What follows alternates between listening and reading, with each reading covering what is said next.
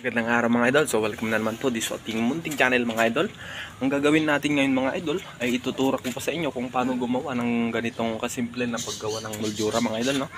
Itong ganito mga idol. Yan pong papakita ko sa inyo ngayon sa video natin na ito. Yung gamit lang natin dito mga idol ay semento lang po. Semento na pangpalitada mga idol. Tapos pinunturahan lang po natin siya ng dilaw at saka puti mga idol para sa lining niya po. Saka lininingan lang din po natin sa mga idol. So bago po tayo magsimula mga idol, huwag po sana natin kalimutan na mag-like, mag-subscribe at i-click na rin ang notification bell para updated kayo sa mga susunod nating video mga idol. Ay, maraming salamat mga idol.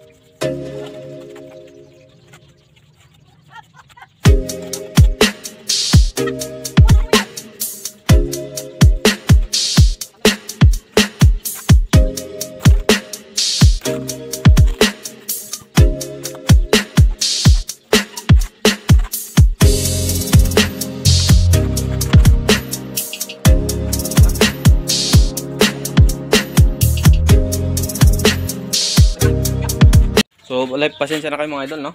Kung hindi masyadong okay yung ano natin, yung palitada natin, yung paglagay natin ng style sa pinto. Kasi hindi rin ako masyadong bihasa dito sa mga gantong kuan mga idol. So, sabi nga nila mga idol, pag hindi mo sinusubukan, hindi mo kaya. So, yung mga idol.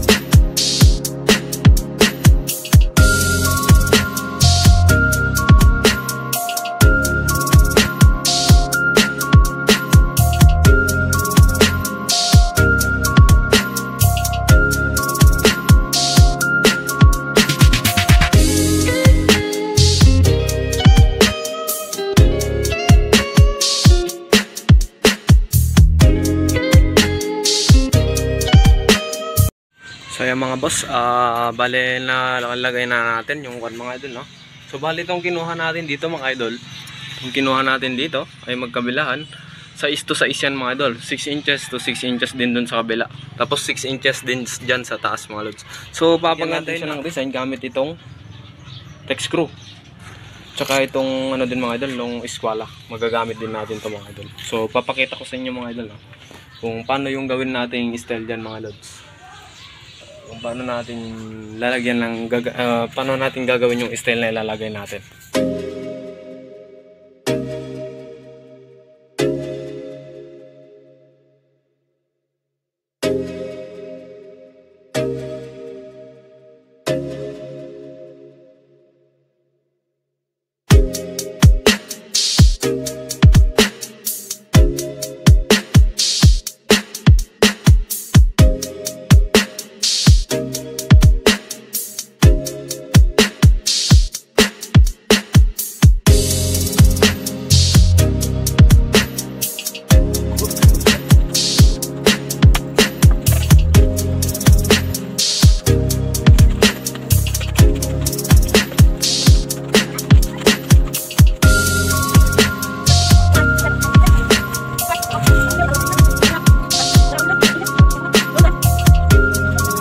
Kung makikita nyo mga bossing, no? Balikin mo na mga bossing. Then alagyan muna natin siya ng guhit tulad ng mga ganyan. Tapos mamaya kakaskasin natin siya ng nitong dulo nito. So yung dulo nito mga dods. So bali yung una nating ginamit mga dol, ito yung pag line muna natin, yung pag guhit muna natin. Tsaka yung sumunod na gagamitin natin, ito yung sa likod niya para kuskusin tong yan mga lods, para kuskusin tong mga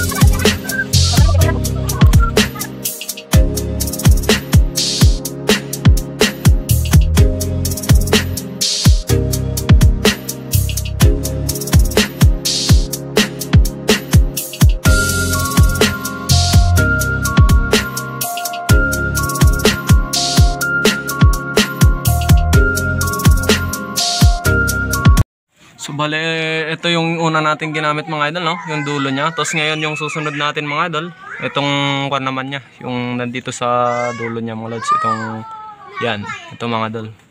Kuskusin natin siyang ganyan mga idol, no?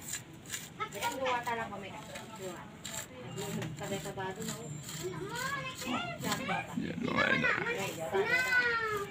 Kuskusin natin ganyan.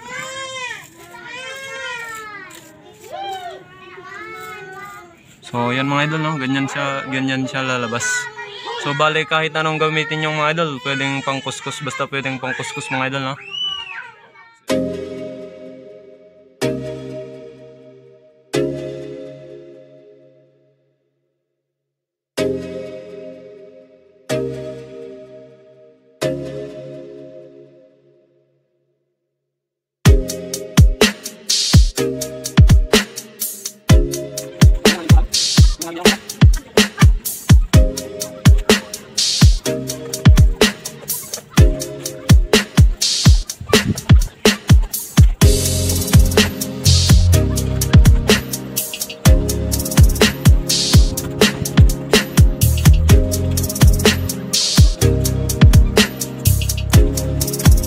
So yun mga bossing, no? Natapos na natin siyang mga bossing, no? Tapos na natin siyang kuskusin yung mga guhit niya, mga idol. Bale, ito na yung kinalabasan niya mga lods, no? Simple lang yung design natin mga idol, no? Tamang-tama lang sa pintuan natin yan. Yan mga idol. So sa ngayon tapos na natin siyang mga lods, ang gagawin naman natin ay pipinturahan na natin siya mga idol, no?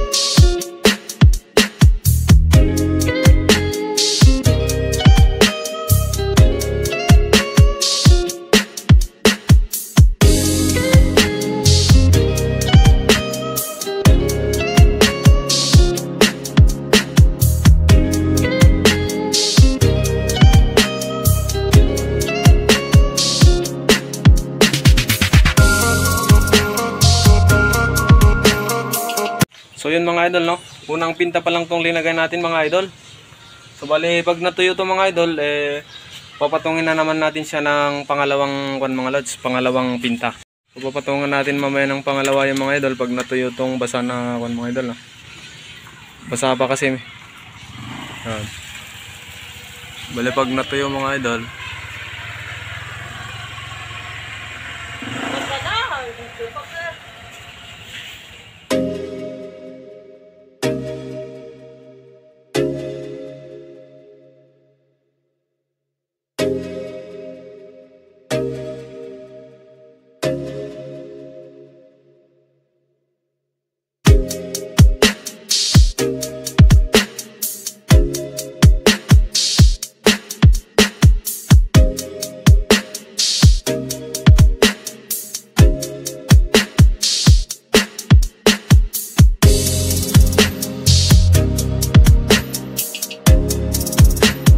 ito mga idol, bali last coating na natin ito mga lods, no?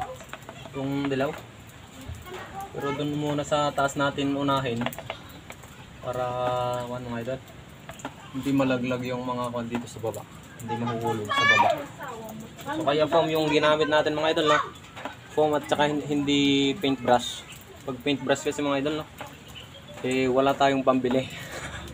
So itong foam na lang yung gamitin natin mga idol, no?